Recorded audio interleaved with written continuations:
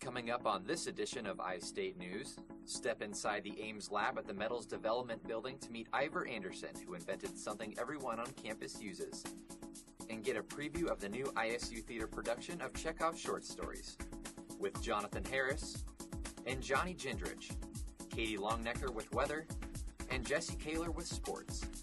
iState News starts now.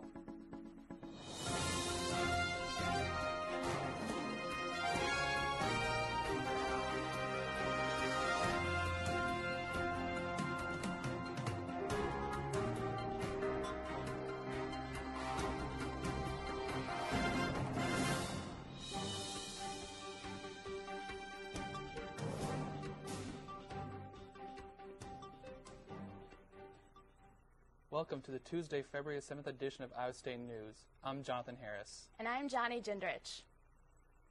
We've heard about it before, and cyberbullying strikes again, this time at Valley High School in Des Moines. 17-year-olds Madison Williams and Allison Esnick were involved in a physical fight in the school lunchroom from last week after an ongoing mean tweeting and Facebook harassment. According to the police report, Esnick said someone grabbed her hair and started to beat her head on a table. The teen said she pushed Williams to try to get her away from her. The fight led to Williams being suspended, but she was quoted as fair, but doesn't think that criminal charges are. Williams will be back at school Friday. This is the second time this year at Valley cyberbullying has led to a physical altercation. Soldering, which is the joining of two metals, has been around by some estimates of nearly 5,000 years. But as Justin Houston and Jonathan Harris recently discovered, an Ames lab researcher has reinvented the process. In the Metals Development Building of ISU, a team of Ames lab researchers developed a new solder that would be used across the world. Researcher Ivor Anderson helped patent the new technology used in our everyday communications. Actually, most everybody is carrying one right now, a cell phone. Right now we can confidently state that essentially every cell phone made today is assembled with lead-free solder. And that's billions of cell phones around the world. It was in these labs that Anderson and his team developed a new solder that we use still in our technology today. The new solder offers greater lifespan for devices and more efficient manufacturing compared to the older solder methods that would often fail. Joel Harenga, part of the Ames lab, is looking forward to the solder's future uses. Yeah, it's exciting to see a research project seeing such widespread usage, and hopefully it will go into many more products than it's being seen in now, and that's very exciting. Yeah. T-shirt, the solder paste is white. So the next time you play Angry Birds, remember you are holding something developed at ISU. For iState News, this has been Jonathan Harris with Justin Houston. The Ames lab researchers are hoping to see the new lead-free soldering used beyond commercial use. A Waterloo man charged in a fatal hit-and-run car accident last year was sentenced today. 19-year-old DeJour Sawyers was given 35 years in prison, which is the maximum sentence for a vehicular homicide. Sawyers had been driving a stolen Jeep when he killed Chad Wells of Altoona. Court records said Sawyers smelled of marijuana and fled the scene of the accident. If you have ever wanted to learn how to make origami, you may want to check out the Workspace in the Memorial Union. The Workspace will offer beginner-level origami lessons every Monday from 6:30 to 8:30 for the next 3 weeks. You will learn how to fold some traditional designs like a flower, butterfly, or frog, along with geometric designs like cubes and boxes. The cost is $27 for students. For more information, visit the Workspace in the East Basement of the Memorial Union. Several prominent athletes have joined the guest list for a Michelle Obama event next week in Des Moines. Athletes such as Olympic champion Michelle Kwan and Iowa's Shawn Johnson and ISU men's basketball coach Fred Hoiberg are among many celebrities expected to appear at the event. The event, which will promote efforts to combat childhood obesity, is scheduled to start at 11 a.m. this Thursday. ISU Theater has been practicing for the start of its new performance. ISU TV reporters Matt Van Winkle and Julie Farrell have the story. ISU Theater has been hard at work putting together its first performance of the semester. This weekend, Chekhov's short stories will take center stage at the M Shop. Director Matt Foss says the script is an adaptation from 2 of Anton Chekhov's works. And so we're using a very early story of Chekhov's called The Kiss, and a much later one called A Lady with a Lapdog. And then from those, we use a few selections from a number of different short stories that have similar patterns, similar plots, similar character archetypes, and even sometimes similar moments or events, even words. It's late tonight. The sea must have been rough with the wind and the heat today. Jeff White is one of the actors in the show. He says the show's script is a little different than normal. And so we started out with stories, just like 6 or 7 page long short stories, not in any sort of play format, not any sort of dramatic format, and then from there we kind of boiled it and devised from it a script. Ethan Peterson, another actor in the show, says a lot of time and commitment has been put in from the start of the school year. Well, the whole thing has been company generated and devised, and so it's like we've been working on this all school year. Literally the second week of school, I think, is when auditions were, and we got everybody together, and it's been this group the whole way. White says he enjoys one thing the most about the show. I like it. I love all the music.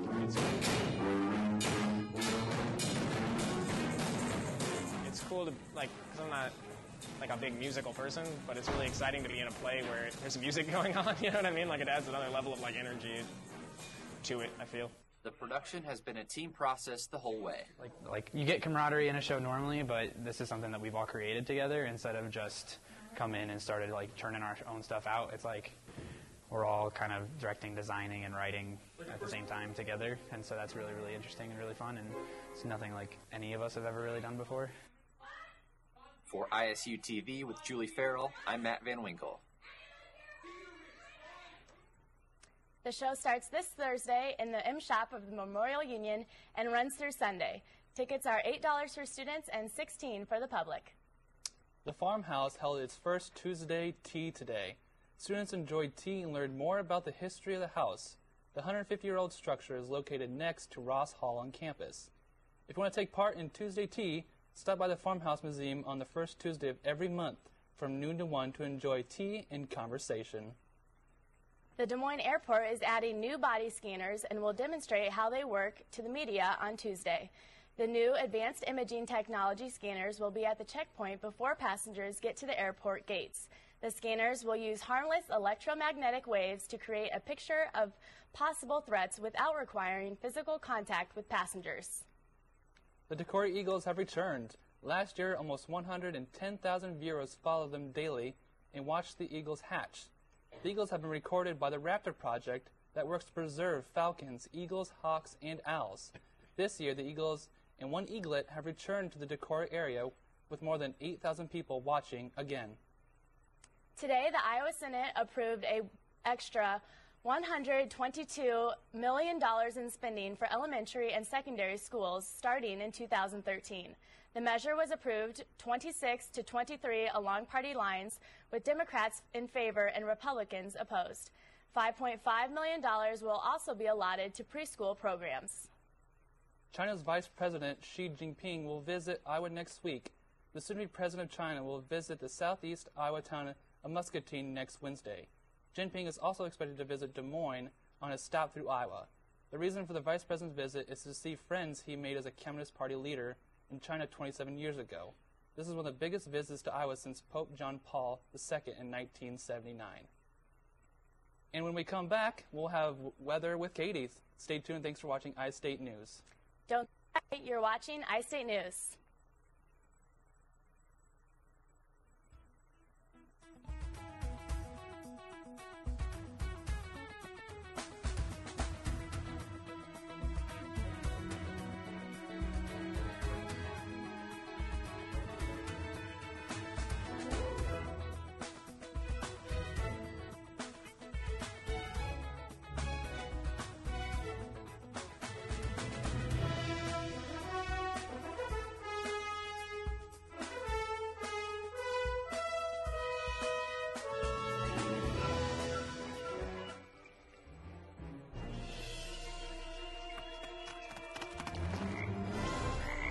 Turn over this log. Yeah. Whoa! I like big black ones. I like the brown wiggly ones. I like the green crunchy ones myself. Whoa. Get out and explore nature. There's surprises everywhere. Go to discovertheforest.org. Anyone up for dessert?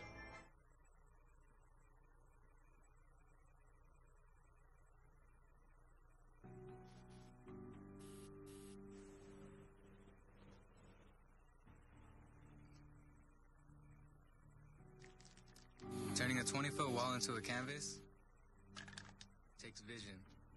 So will getting into college. I've got what it takes. So do you. In Iowa, learn more at knowhowtogoiowa.org. So, you're looking for help with your mortgage. Worried about foreclosure? Messy stuff. We're a mortgage rescue company. We can help you keep your house. All we ask for in return is that you submit to our plans for galactic domination.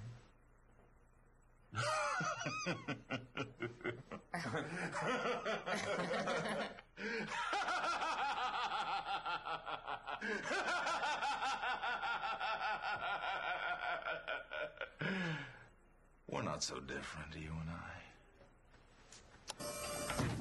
Sign. Yeah, this is not what we... Have you met my henchman, Radu? Nice to meet you. Radu.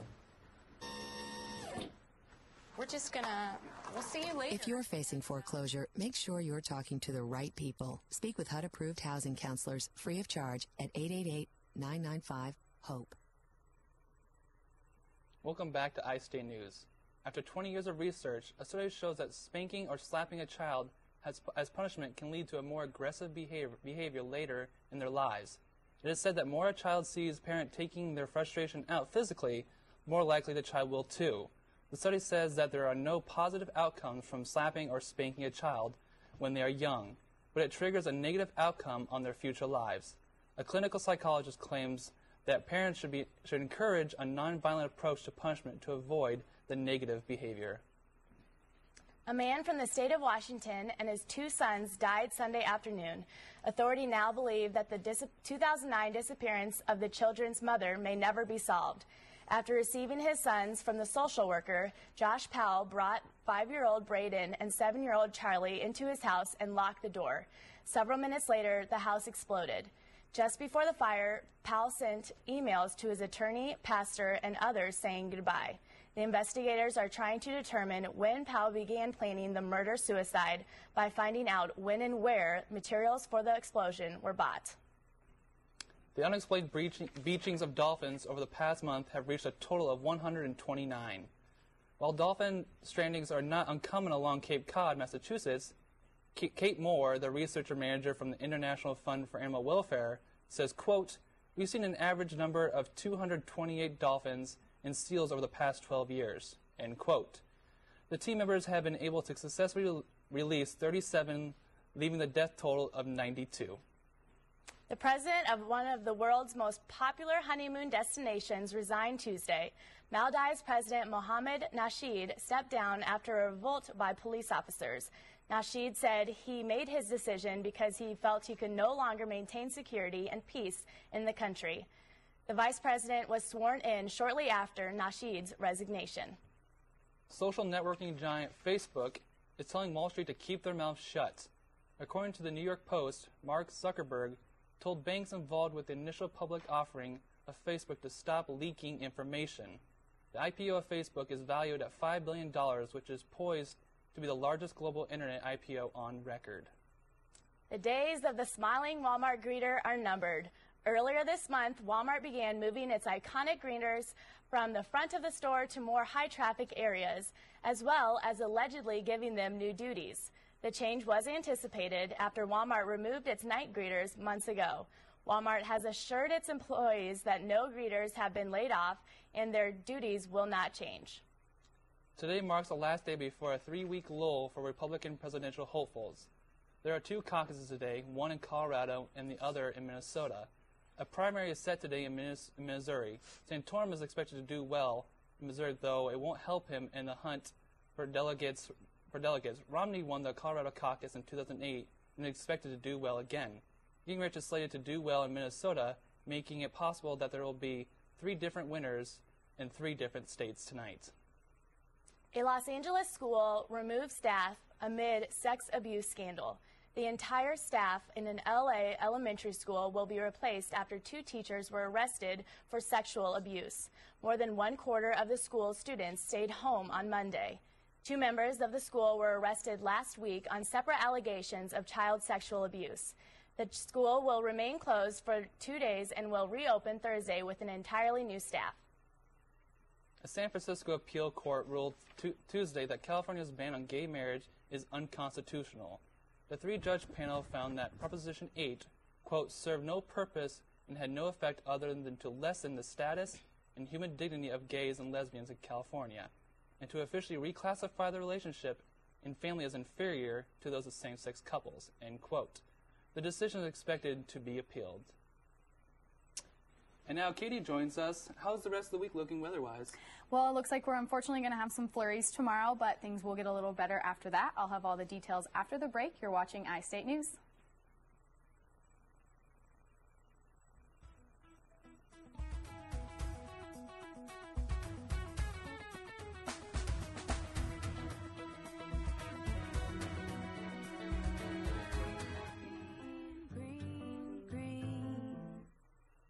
It's your home, it's your dream. Radon testing, keep it healthy and clean. Make it green, green, green. Making it green starts from the ground up, so make sure the air in your home is healthy for your family to breathe. Test your home for the presence of radon. Go to epa.gov/radon. Make it green, green, green.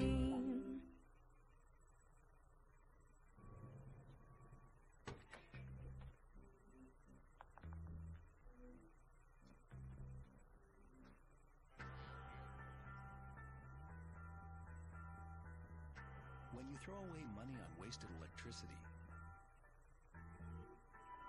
you're throwing away everything you could have bought with it. Saving energy saves you money. Learn more at EnergySavers.gov. Today is a special day. Today we gather as a nation and as an international community to recognize the selfless decision of one of the most influential women of our time. She's been recognized by religious figures and politicians around the world. To us, she's just Rachel.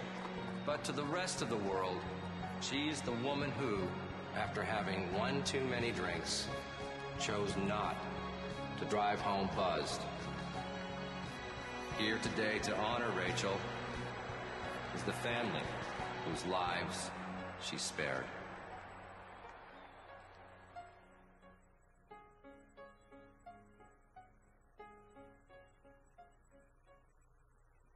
Welcome back to iState News. I'm Katie Longnecker here with your weather, and things are looking pretty good out there today. Looks like we have a high of 33, and this morning we had a low of 24, so not too bad, especially considering the normals are 29 with a low of 12, so we're definitely doing better than that. And there is no precipitation today. Heading into our current conditions, it's currently 32 degrees and cloudy here in Ames with winds out of the northeast at about 14 to 17 miles an hour, so it is a little bit windy today, just so you know if you're heading out. Looking around the state, it's all about the same as we are here in Ames. If you go up north to the Storm Lake area, it's about 27, and then down south to Clarinda and Pella, we're looking at about 28. So like I said, it's all kind of the same across the whole state. Heading into tonight, it's going to be mostly cloudy. There is a chance, as you see, of a little rain flurry mix, but we should be pretty good, pretty dry. It's going to be about 24 with, again, a north-northeast wind at about 14 to 17. Then we go into tomorrow, and like I said earlier, there is a chance of flurries, again with a wind from the north, about 14 to 17 miles an hour, so it's going to definitely be very flurry with lots of snow blowing around, with a high of 29, so a little colder. If we go into our day planner, tonight at midnight, it's actually going to be the highest that it's going to be all day tomorrow. It's going to be 29 and cloudy. And then the temperatures are going to drop before 8 a.m., where it's going to be 25. And then they'll raise a little bit to 26 at 3 p.m., but cloudy and kind of dreary all day, unfortunately. And as we go into our extended forecast, like I said, tomorrow it's going to be 29 and cloudy, and then we will get a little warmer, not very much unfortunately, to 31 on Wednesday and Thursday, and then we'll drop again for the weekend. And just so you know, it's only going to be 11 out Friday night, so if you're going out, definitely be prepared and bring your jacket. But other than that, it's looking pretty good for February. That's all we have for weather today, but stay tuned for sports with Jesse after the break. You're watching iState News.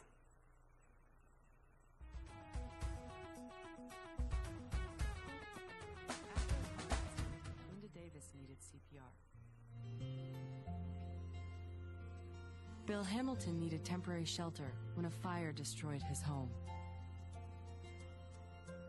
During an operation, Haley Reynolds needed a blood transfusion. Excuse me, may I go into that room, please?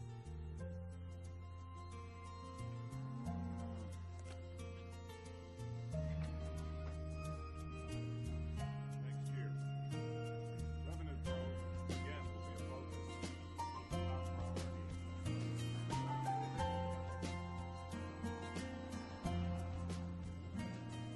Thank you for giving me blood. Thank you for giving me shelter. Thank you for saving my life.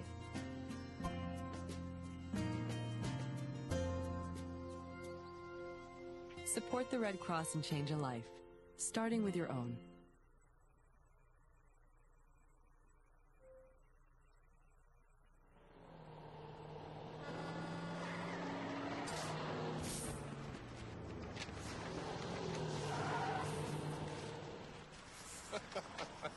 This can't be happening. This can't be happening. Of course it's not happening. Armored car. Listen, having money isn't about luck. Make your own coffee, save $1,000 a year. Feed me. Feed the pig. When I have an asthma attack, I feel scared. Sometimes my parents have to take me to the hospital. I feel like a fish with no water. You know how to react to their asthma attacks. Here's how to prevent them. Call 1-866-NO-ATTACKS. Visit www.noattacks.org or call your doctor. Because even one attack is one too many. Welcome back to iState News. I'm Jesse Kaler with your sports update. The ISU men's basketball team hits the road tonight in an effort to keep its current 3-game winning streak going. The Cyclones head to Stillwater, Oklahoma to take in Oklahoma State. Iowa State beat the Cowboys on a buzzer beater off the hands of guard Scott Christopherson when the two teams played in Hilton Coliseum. Coach Fred Hoiberg said the Cowboys are, quote, a team that plays very hard and will always have a chance because of the way they play, end quote. Winning Tuesday night would end yet another streak as the Cyclones haven't won in Stillwater since 1988. The Cyclone women have a test on the road tomorrow at Missouri. The team rides a 2-game winning streak after wins over Oklahoma State and Texas. Junior Chelsea Poppins was awarded Big 12 Player of the Week for her performance against the Cowgirls and the Longhorns. She scored a career-high 27 points against Texas on Saturday. Poppins spoke about the slow starts the team has been having lately. I think first half we just start out slow, just because we're I think some people are nervous and we're all just getting our bodies warmed up and stuff. So when the second half comes, we come together, we talk to each other what we need to improve on, and it just fuels us to fix what we haven't been doing in the first half. Iowa State will head to Columbia, Missouri tomorrow to take on the last-place Missouri Tigers, who are winless in the top 12. Tip-off is set for 7 p.m. The ISU women's track team hit the road this weekend, competing at the New Balance Invitational on Saturday. The number 12 Cyclones came away from the Invitational with 4 personal records set and 2 runner-up showings. Iowa State placed second in the women's 4x400 meter relay with a time of 3 minutes, 34.49 seconds, the team's best so far this season. The track team comes home to continue to compete for the NCAA Indoor Championship qualifying times at the Iowa State Classic. The meet starts Thursday and is held at the Lead Recreation Athletic Center.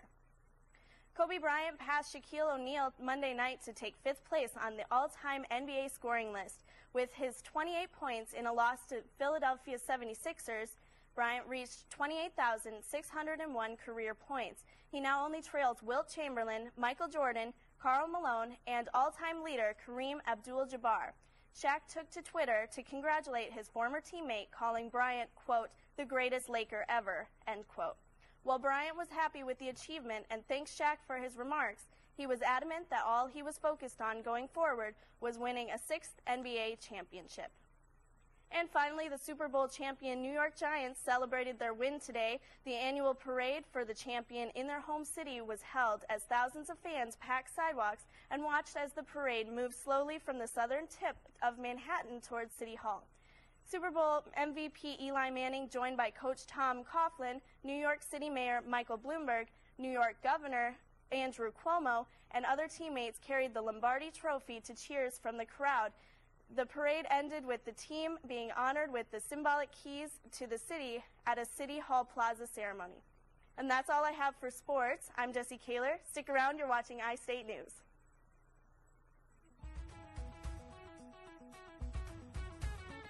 Know what?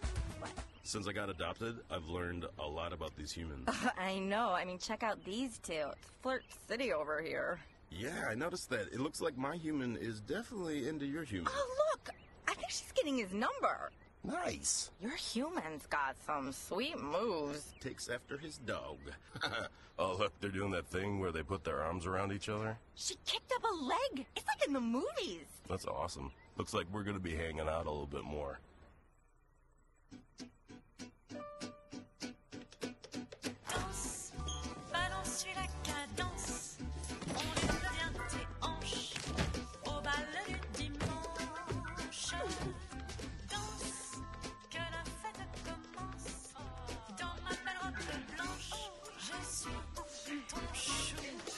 You didn't give up on sex. Don't give up on birth control either. There are more methods than you think. Find yours at bedsider.org. You know, recently a woman wrote me to say nobody cares what happens to her money. Well, that's just not true. For 75 years, the FDIC has protected the money you deposit in banks. Those depositors have never lost one penny in the history of the FDIC. So here's the bottom line. You just can't put your money in the bank and not know how FDIC insurance works. You have got to make sure your money is 100% protected. So I want you to go to myfdicinsurance.gov and click on Edie the Estimator. In just a few simple steps, Edie lets you know if all your money is safe and sound. If I were you, I would want to know that. Who cares more about your money than you, me, and the FDIC? Susie's right. Visit myfdicinsurance.gov and use Edie the Estimator, because the more you know, the safer your money.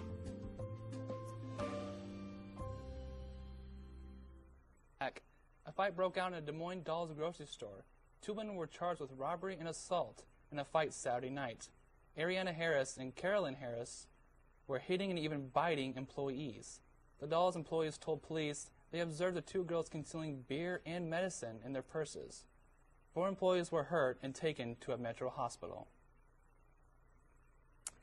And McDonald's has apologized for a local ad, Chicken McBites, after Pitbull owners began to complain. The ad stated, eating a chicken McBite was less risky than petting a stray pit bull, shaving your head, or giving friends your Facebook password. After a few days on air, Pitbull owners began to create groups like Pitbulls Against McDonald's and posted pictures of their pets with messages targeting McDonald's. Ashley Yealing, spokeswoman for McDonald's Corporation, stated, "We'll do a better job next time, and it's never our intent to offend anyone." Iowa State Visha Committee has released its concert lineup for 2012. Acts playing on Friday include Hot Shelly Ray, New Boys, Eric Hutchinson, Jason Reeves, T. Mills, and Electric Touch.